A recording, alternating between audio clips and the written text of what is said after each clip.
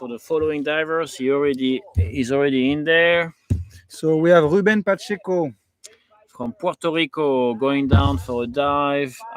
He's doing pretty much CNF. He's going to do a CNF dive to 35 meters. Looks like he just touched the bottom. And I'm going back to this. There you go. Sorry about this. So he's trying to repeat his own personal best on that discipline, the no fin, 35 meters, and in 1:45. Let's see.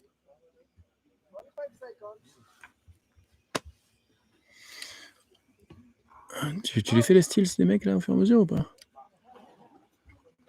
Ah non, tu l'as pas fait quand je suis parti. Non, j'ai pas. On a commencé à discuter. Style. Style. Here is a little profile of Ruben. So Ruben from Puerto Rico. The safety diver already went down. They are going up now. Ruben is instructor from Paris. And this is not his first participation on Azul Freediving. There actually in last one. In Bacalar? In Bacalar, it was the one in Bacalar, so already 2 years ago. Yes. Okay. In 2019. He is gonna off. Taking off the nose clip. He was having good job, Katie. Congratulations. Thank you. Are we waiting for the card for Ruben? Let's see. And Katy is going to join us. You're going to talk to us a little bit? No, I was just going to tell you, I told Rodrigo it's 2 months today from when he did my 8-2. All right, felicidades. Right? Good job. Yeah. So let's see what the judge is telling about Ruben. Julian, maybe you can tell us a little bit more about what happened to Sashi with the yellow card. Yes, I can tell you a little bit more. Okay, about let's see this. after that. We're going to wait. White card for Ruben. Nice. Another white card. Now officially he can say that he made 35 meters in a competition. Beautiful. Perfect. Yeah, just repeating his personal best in competition. So good job, Ruben. So he's probably going to go for a little bit more in the coming days. I don't know. Just need to find that. So can you tell us more about Sashi? Yeah, Sashi? Looks like she was getting ready and she put her airways in the water and back up and then went back in. So they gave her a yellow card for early start. But she's going to protest because she put her face underwater before the official top, then she came back up. So that's completely legal to put your head in the water before the official top. The trouble was like she kept the airways down and went If straight. it would have been after the official top and she put her airways back in and then back out and back in, that's it. That would be a double start. That would not be okay. But she put her face underwater before the official top and she realized and she went back up. So she's going to protest. Okay. And we will see what's going to be the final decision. I haven't seen the footage, so I'm not sure 100% if she did it before or after the official time. But she definitely wants to protest. Let's wait for for the guys who doesn't know how protest works, because this is not very common, I guess. So when you make a dive and the judge give you some penalties, take a decision, and then you guys disagree with this, it's possible actually to protest. So the protest has to be done after the official results. And they have 1 hour. So they look at the results. They don't like the results. Within an hour, they are able to protest. So they have to contact the organizer, which is me. And then I'm going to contact the judge. She's going to pay 50 euros to be able to protest. Really? You have to pay for ask? Yes. Yeah, you have to protest. But if you so from there, the judge is going to watch the official video from the pole that is on top of the buoy. Yeah, we can see that. You can see guys on the buoy.